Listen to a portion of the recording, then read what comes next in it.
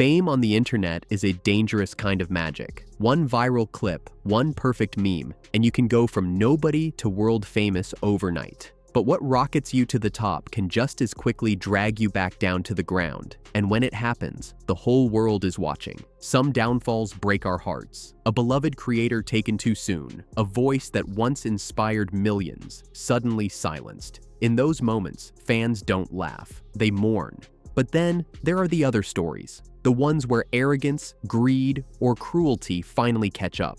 The downfalls we don't pity, we celebrate, because some collapses feel less like tragedy and more like long overdue justice. Tonight, we're putting both side by side. 8 stories, 4 tragic, 4 satisfying. Each one a reminder of just how fragile and brutal the world of online fame can be. From Etika, the Nintendo gamer whose mental health struggles played out live, to Nikocado Avocado, the mukbang star who turned himself into a spectacle. From Grant Thompson, the king of random, whose life ended in a sudden accident, to Logan Paul, whose CryptoZoo scandal reminded the world he hadn't really changed.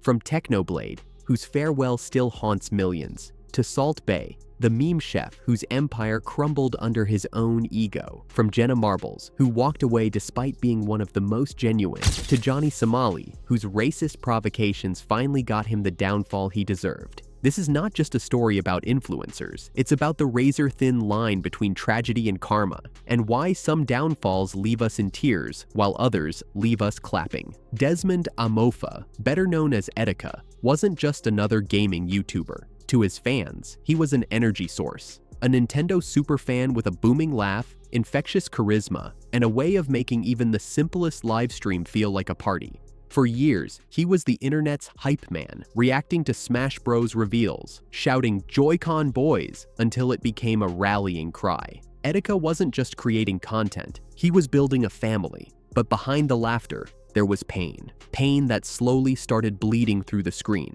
By 2018, fans began to notice cracks. Erratic behavior on live streams, sudden outbursts, bizarre rants, and long disappearances followed by emotional returns. He was open about his struggles, but the internet is a cruel place. What some saw as cries for help, others dismissed as clout chasing. And each time Etika stumbled, trolls were waiting with open jaws. In April 2019, things spiraled. He posted cryptic messages online. "It's my turn to die." The police were called. He was taken to the hospital for his own safety. Fans flooded Twitter with support, hoping he'd recover. But the cycle repeated. A livestream meltdown, another hospitalization, apologies, then silence.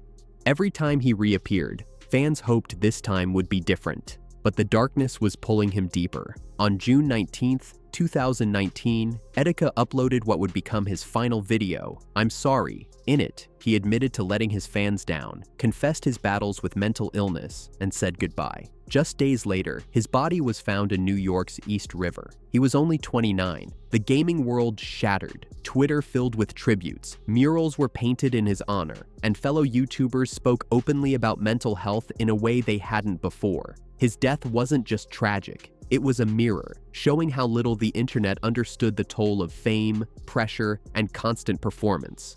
Etika's downfall wasn't a scandal, or karma, or greed. It was the collapse of a man who gave too much of himself to a world that demanded more than anyone could give. And for millions of fans, his absence still echoes every time they boot up a Nintendo game.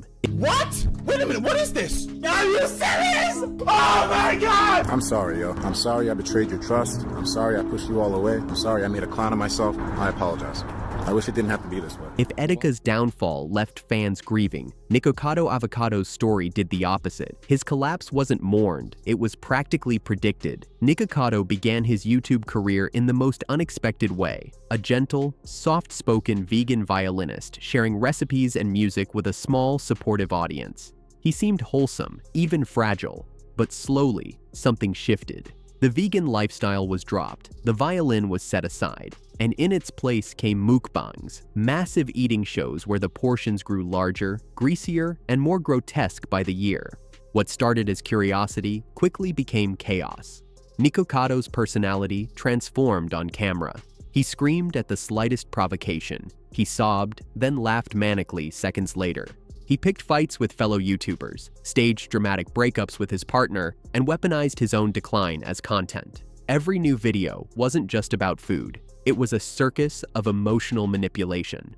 Fans who once cared about him began to see the pattern. The coughing fits, the wheelchair cameos, the endless "I'm quitting YouTube" fake-outs. His health visibly deteriorated, but instead of concern, the internet's dominant reaction was disbelief and, eventually, mockery. Nikocado wasn't a victim of fame in the way Etika was. He was a man feeding his own destruction and selling tickets to the show. By the early 2020s, Nikocado Avocado had become less of a creator and more of a cautionary meme. Clips of him gasping for breath while eating 10,000-calorie meals went viral not as entertainment, but as evidence of excess. His once loyal fans didn't beg him to stop. They rolled their eyes, laughed, and muttered the same phrase again and again. We saw this coming. Nikokado's downfall wasn't tragic. It was satisfying. Because unlike the creators who gave the world joy and were taken too soon, his empire of grease and drama felt like a slow-motion implosion of his own making, and when it finally collapsed, no one was surprised. I ate 5 avocados for dinner tonight. The vitamins and minerals will feed my hair, my skin, my brain, and my blood. Ouch, my knees! Oh, it's a liar.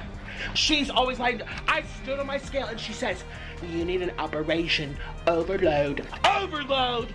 I'll show you overload, lady. Not all downfalls come from scandal or self-destruction. Some arrive in an instant, cruel and merciless. That's what happened to Grant Thompson, the man millions knew as the king of random. Grant wasn't loud, controversial, or attention-seeking. He was a pioneer, one of YouTube's earliest creators to master the art of curiosity. His channel was filled with experiments that blended science, creativity, and wonder. From building a homemade jet engine to crafting backyard survival tools, Grant's videos didn't just entertain, they inspired. He made viewers believe they could take the ordinary and make it extraordinary. But in July of 2019, tragedy struck. While paragliding in Utah, Grant's craft went down. He was only 38 years old. News of his death spread like wildfire, and fans across the world were stunned. Unlike the influencers whose downfall comes with controversy, Grant's story left nothing but grief. For his audience, the loss was deeply personal. This was the man who had been part of their childhoods, their science projects, their curiosity about the world. Parents watched with their kids. Teenagers built experiments in their backyards because of him. And suddenly, it was over. YouTube itself mourned. Fellow creators posted tributes, fans filled his comment sections with memories, and the king of random team vowed to continue his legacy. But no continuation could erase the void he left. Grant's downfall wasn't a scandal. It wasn't ego. It wasn't greed. It was fate. Sudden, tragic, and irreversible. And in the end, that made it even harder to accept. Because unlike the influencers whose collapse feels deserved, Grant's story reminded the internet that sometimes even the brightest sparks are extinguished far too soon. If Grant Thompson's story left the internet grieving, Logan Paul's downfall felt like the opposite. Justice finally catching up to someone who had been skating on arrogance for far too long. Logan Paul was born for the spotlight. From Vine to YouTube, he rose like a comet, loud, brash, unapologetically outrageous. For years, his empire thrived on controversy, but in 2017, he crossed a line the world couldn't ignore: the infamous Suicide Forest video in Japan. The backlash was nuclear. Brands pulled deals, fans unsubscribed, and the media declared his career over. But Logan was slippery. He rebranded himself as a more mature creator, turned to podcasting, fought boxing matches, and even gained cautious sympathy as he preached lessons about growth and redemption. For a while, it seemed like he had pulled off the impossible, a full comeback. Then came Crypto Zoo. Marketed as a revolutionary NFT game, Crypto Zoo promised players they could buy digital eggs, hatch rare animals, and earn passive income. Logan hyped it relentlessly, pitching it as both fun and profitable. Fans trusted him. They invested millions. And then, nothing. No functioning game. No payout. Just broken promises and accusations of fraud. Investigations revealed that the project was riddled with mismanagement and shady dealings. Investors lost thousands. Logan's credibility, already fragile, collapsed. This wasn't just a failed business venture. It was the smoking gun that proved his so-called redemption arc was nothing but a costume. The internet didn't grieve this downfall. It savored it. For critics who never forgave his past scandals, Crypto Zoo felt like karma served on a silver platter. The man who once declared himself reformed was exposed again, not as a victim, but as an opportunist who never really changed. Logan's collapse wasn't sudden like Grant Thompson's, or tragic like Etika's. It was slow, predictable, and, when it finally came, deeply satisfying. Because for once, the internet got to say, "We told you so." Inshallah, things go the right way. We're headed one direction, and that direction is to become the legacy brand that will be taking a massive chunk of the... Try to disrupt well-established industries that have big heads already at the table. They don't want you to sit at that table, because that means you're taking money out of their pocket. Some downfalls aren't born from scandal, ego, or controversy. Some are simply life's cruelty, and none hit the internet harder than the loss of Technoblade. Technoblade wasn't just another Minecraft YouTuber. He was the Minecraft YouTuber. Witty, brilliant at strategy, and endlessly entertaining, he built a fan base that treated him less like a content creator and more like a friend. His voice carried a calm sarcasm that made his victories hilarious and his defeats unforgettable. For millions of kids and teenagers, Technoblade wasn't just background noise. He was part of their daily lives. But behind the jokes, a battle was brewing that no one could laugh away. In 2021, Technoblade revealed he had been diagnosed with cancer. Fans rallied instantly, flooding him with messages of hope, prayers, and donations. He fought bravely, balancing treatment with the videos he loved making. But in June 2022, the fight ended. At just 23 years old, Technoblade passed away. His final message came in the form of a farewell video titled, "So Long, Nerds." Recorded by his father, it featured Technoblade's last words to his fans. Thank yous, jokes, even a reveal of his real name, Alex. It was equal parts heartbreaking and inspiring, the kind of farewell that froze the internet in silence. The response was massive. Minecraft servers built monuments. Fellow creators wept on camera. Fans from around the world shared how his videos had gotten them through dark times. In a digital world that often feels shallow and disposable, Technoblade's death reminded everyone of just how deep these connections really go. His downfall wasn't self-inflicted. It wasn't ego or greed. It was the harshest reminder that even the brightest lights can be snuffed out by forces beyond anyone's control. And for millions of fans, Technoblade's absence left a hole in the internet that will never truly be filled. If Technoblade's death was a tragedy that silenced the internet, Salt Bay's downfall was the opposite, a spectacle of arrogance collapsing under its own weight. Nusret Gökçe, the Turkish butcher who once sprinkled salt down his forearm like it was holy water, had the entire world at his fingertips. A meme-turned mogul, he transformed a single viral video into a chain of luxury steakhouses and a celebrity empire. For a while, everyone wanted a piece of him. Athletes mimicked his pose. Celebrities lined up at his restaurants. Dining at Nusret wasn't about food, it was about being seen. But the cracks came fast. Behind the golden tomahawk steaks and Instagram theatrics was a toxic empire built on ego and exploitation. Lawsuits piled up, employees accusing him of wage theft, harassment, and firing staff for petty reasons. Customers complained of being scammed with $1,800 steaks that tasted no better than diner meat. Critics roasted his food as bland, overpriced, and gimmicky. And then, the scandals. In 2018, as Venezuelans starved under economic collapse, Salt Bay posted videos of himself theatrically serving dictator Nicolas Maduro $1,000 cuts of meat. Outrage exploded. Protests outside his restaurants. Hashtags shaming him. Even US senators calling him out. He deleted the videos, but the damage was permanent. If that wasn't enough, the final humiliation came on the world's biggest stage, the 2022 World Cup final in Qatar. As Argentina celebrated their historic win, Salt Bay somehow slipped onto the pitch, clung to Lionel Messi for selfies, and, most unforgivably, grabbed the sacred World Cup trophy, mugging for cameras as if he had earned it himself.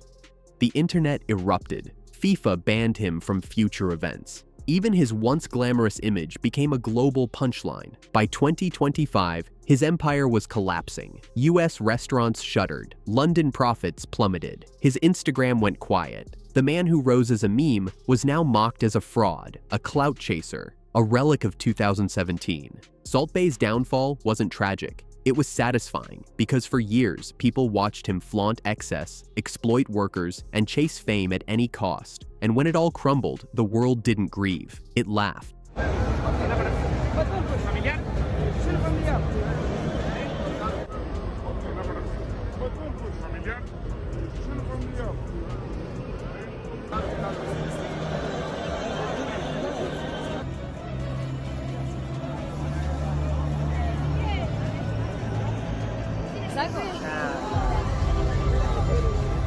Not every downfall is loud. Some are quiet, so quiet that they feel less like a collapse and more like a disappearance. That's exactly what happened with Jenna Marbles, one of YouTube's most beloved pioneers. For over a decade, Jenna was the internet's big sister. From her iconic "how to trick people into thinking you're good looking" to her goofy skits with her dogs, she built a career on authenticity. She wasn't flashy, she wasn't chasing clout, she was simply herself, and that was enough to make her one of the most respected creators of her era.